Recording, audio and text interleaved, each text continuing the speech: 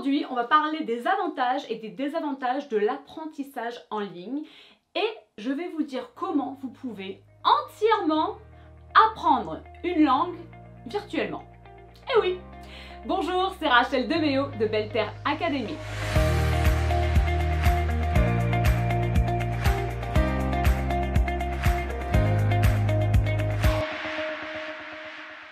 Lors d'une interview récente avec le MAG francophone, j'ai pu partager un petit peu des recherches que j'ai pu faire et aussi mon expérience professionnelle et personnelle dans l'apprentissage d'une langue en ligne. Je vais vous partager quelques trucs. Alors tout d'abord, on va parler des désavantages de l'apprentissage d'une langue en ligne.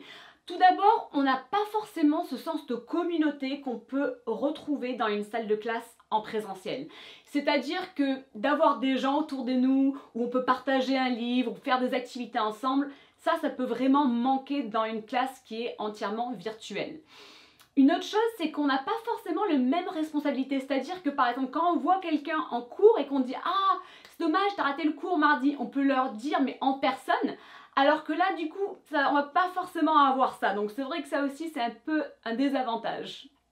Et puis un autre désavantage, c'est que parfois, surtout en ce moment, avec beaucoup de gens qui sont en télétravail, où il y a beaucoup plus d'écran, on va dire, eh bien, avec un cours en ligne, parfois, ça fait trop d'écran. Et c'est vrai que ça aussi, ça peut être un désavantage quand on essaie d'apprendre une langue en ligne. Une autre chose, c'est que parfois, on manque de motivation parce qu'il faut vraiment être motivé par soi-même pour se connecter et suivre un cours en ligne pour apprendre une langue. Donc parfois la motivation, elle est un peu plus importante dans un cours qui est proposé en présentiel.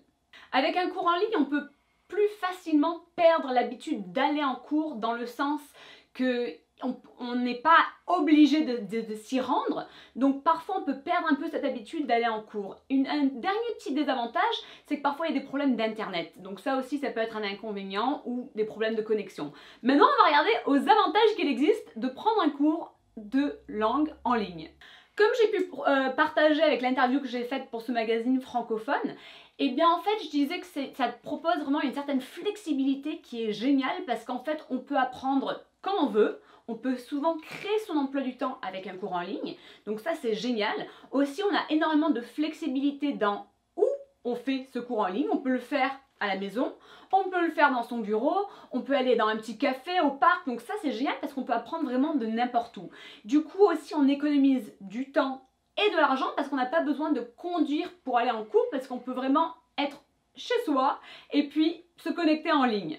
Aussi, ce qui est génial, c'est qu'avec toutes les plateformes d'apprentissage qu'il existe, il y a plein de petites options qui sont très sympas. Par exemple, moi, avec les cours que je propose à Belle Terre Academy, ça envoie automatiquement un rappel de reprendre le cours là où on s'est arrêté. Ça nous montre bien la progression, les élèves savent bien où et tout s'est situé. Donc c'est vrai qu'avec les super plateformes qui existent de nos jours, c'est vraiment très facile pour savoir, par exemple, où soumettre un devoir, où trouver des vidéos, où rechercher certaines leçons.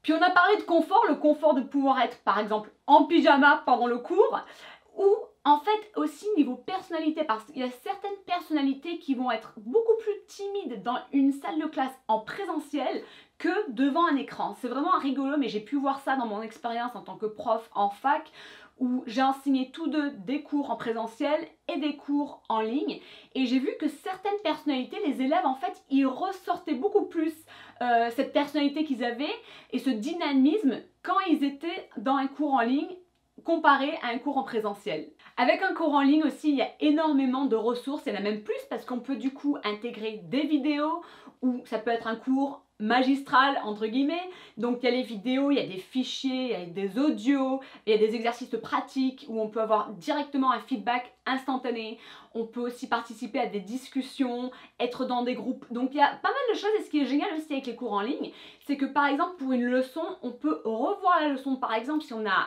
peut-être oublié quelque chose ou on a mal compris quelque chose, et ben on peut mettre la vidéo sur pause et puis repartir en arrière, réécouter la portion justement sur ce point-là.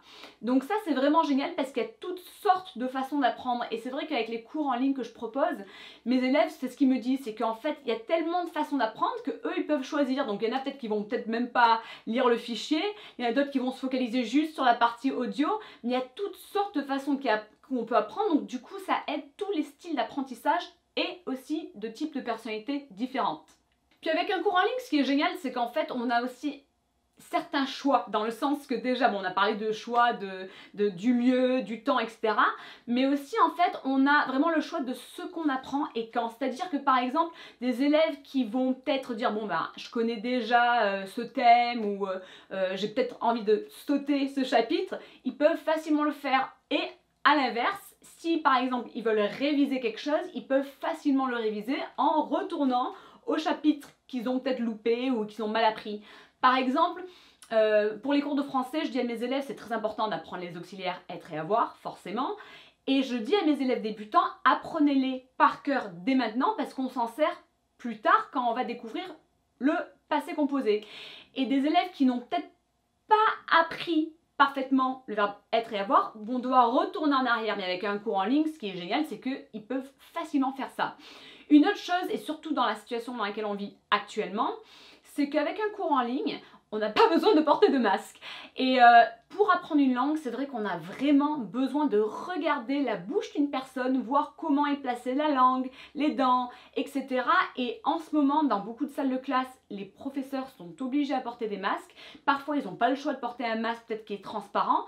Et l'élève veut absolument voir la bouche de quelqu'un. Donc en fait, c'est vrai qu'avec un cours en ligne, on peut faire ça. Et aussi, c'est vrai que dans une salle de classe, ça peut être bizarre si quelqu'un essaie de regarder la bouche de quelqu'un. Et si on s'approche trop proche d'un élève, ça peut paraître un peu étrange. Alors qu'avec un cours en ligne, on peut le faire sans que ça soit un peu bizarre, quoi. Donc ça, c'est un peu les avantages d'apprendre une langue avec un cours en ligne. Maintenant, je vais vous donner 18 choses qui vont vous aider à réussir à apprendre une langue entièrement virtuellement. Vous êtes prêts ? La première chose, c'est déjà, il faut que vous notez vos objectifs. Il faut noter pourquoi vous voulez apprendre une langue. Ces objectifs, eh bien, notez-les dans un cahier que vous gardez tout le temps avec vous, parce que c'est ces objectifs qui vont vous donner la motivation à long terme pour continuer d'apprendre une langue. Vous allez peut-être modifier ces objectifs, en rajouter d'autres, mais vraiment écrivez pourquoi vous voulez apprendre une langue. Par exemple, quand j'ai appris l'italien, eh bien, j'ai noté, ok, mon père est d'origine italienne, donc pour moi c'était une motivation. J'adore l'Italie, qui n'aime pas l'Italie? Je me suis dit, c'est vrai qu'en y allant, ça va me faciliter la vie de pouvoir communiquer la langue, je vais pouvoir découvrir la culture plus facilement également. C'est une langue vraiment très jolie, très chantante, donc j'ai commencé à noter mes objectifs et c'est vrai qu'à long terme, ça aide de pouvoir relire ces objectifs. La deuxième chose, c'est qu'il faut trouver un bon professeur en suivant ces critères. Une personne native est idéale pour déjà la prononciation, l'accentuation et pour avoir un bon accent. Mais ce n'est pas suffisant de juste être natif. Il faut que la personne soit passionnée par la langue et par la culture. Et ça, c'est quelque chose qui se ressent, on le voit chez quelqu'un, c'est l'énergie qui dégage. La personne doit vraiment pouvoir entretenir la langue, surtout si c'est par exemple un ou une expat, pouvoir vraiment être toujours mise à jour des nouvelles expressions, des nouveaux mots en fait qui apparaissent dans la langue. Et puis aussi, il faut que la personne sache enseigner. Parfois, quelqu'un a un diplôme en sciences et se retrouve prof en fac à expliquer des sciences et à plein d'informations, sauf que la personne ne sait pas enseigner. Donc il faut que la personne, elle sache enseigner. Une dernière chose aussi, c'est vraiment de voir quels sont les témoignages d'élèves et l'expérience que cette personne a pu avoir. Et puis c'est vrai que pour un cours en ligne, il faut quand même que le prof s'y connaisse un petit peu en technologie. Ok, une autre petite astuce, c'est vraiment, même pour un cours en ligne, il faut le noter dans son agenda. Il faut dire tel et tel jour, j'ai cours. Moi, je recommanderais de faire 10 à 30 minutes par jour, 5 à 6 jours par semaine si possible. Mais même 2 fois par semaine, c'est déjà bien, mais il faut absolument le noter dans son agenda, sur son téléphone et se faire envoyer des rappels. Et pareil que pour un cours live, nous on propose pas mal de cours en live, donc en fait des cours qui sont enseignés en temps réel où tous les élèves se connectent avec moi et d'autres profs. Et en fait, pareil, il faut noter quand sont ces cours-là et quand du coup il faut vraiment aller en cours, même en virtuel. Et puis en cours, eh bien vraiment il faut se focaliser, prendre des notes. Ça va aussi aider pour pas être autant sur l'écran. Par exemple, si c'est un cours magistral ou une vidéo que vous écoutez, vous pouvez prendre des notes, qu'importe le type de personnalité ou d'apprenant que vous êtes, prendre des notes vraiment est très utile. Donc ça, je vous l'encourage vivement. Et puis vous pouvez aussi acheter des lunettes exprès anti-écran bleu qui peuvent également aider pour cela. Une autre chose, c'est qu'il faut vraiment réviser le même jour. Prenez 10 minutes pour relire vos notes, pour regarder un petit peu le contenu du cours. Et puis, une autre chose, c'est aussi de s'immerger de la langue au maximum. Donc un bon professeur devrait vous fournir des ressources pour vraiment que vous vous immergez de la langue en dehors des cours, à travers des films que vous regardez, des choses que vous allez lire, que ce soit des articles, des journaux, autre chose. Et puis aussi peut-être juste vous immerger à 100% en vous fournissant ces ressources. Donc, et une de ces choses, à chaque fois que je fournis à mes élèves, c'est d'avoir des correspondances. Donc des personnes natives avec qui vous pouvez échanger et pouvoir vraiment créer une amitié pour vraiment apprendre la langue à long terme. C'est bien d'avoir un autre étudiant en cours ou en classe avec qui vous pouvez également échanger, communiquer, qui va vous aider parce que vous allez pouvoir vous envoyer des textos en français ou la langue que vous apprenez forcément. Et puis en même temps, vous allez pouvoir vraiment, cette personne va vous tenir en fait responsable, on va dire, de continuer votre apprentissage de la langue. Et puis une autre chose qu'on fait dans nos cours, c'est que, et ça je vous l'encourage vivement, c'est de soit joindre ou former un groupe d'études, c'est-à-dire quelques personnes dans la classe avec qui vous pouvez faire des activités en dehors de la classe. Par exemple, même en ligne, vous suivez une recette ou bien tout le monde regarde un film et puis vous faites une visio pour en parler. J'ai déjà mentionné l'importance d'avoir un correspondant natif. Pareil, dans nos cours, on vous fournit toutes ces ressources pour pouvoir en trouver. Et puis une autre chose, c'est vraiment d'avoir des ressources supplémentaires pour l'apprentissage d'une langue.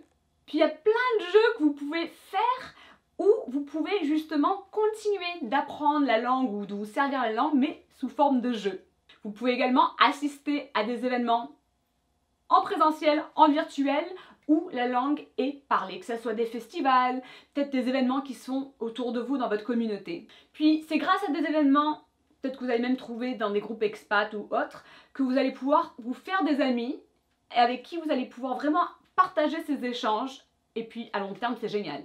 Puis même si en ce moment, peut-être que vous ne pouvez pas forcément voyager, vous pouvez regarder sur Google Earth et regarder un petit peu, explorer un petit peu le ou les pays qui parlent la langue que vous apprenez. Vous pouvez également vous faire des petits post-it comme ça ou même en virtuel, où vous commencez à prendre du vocabulaire sous cette forme-là, ou tout simplement, c'est comme des fiches de révision. Après, un truc que j'encourage toujours mes élèves de faire, c'est d'avoir un petit répertoire où ils notent, ils recherchent des mots qui se rapportent vraiment à leur vie personnelle et professionnelle. Et ils apprennent ça en le notant dans un petit répertoire et du coup, ils vont réviser, forcément.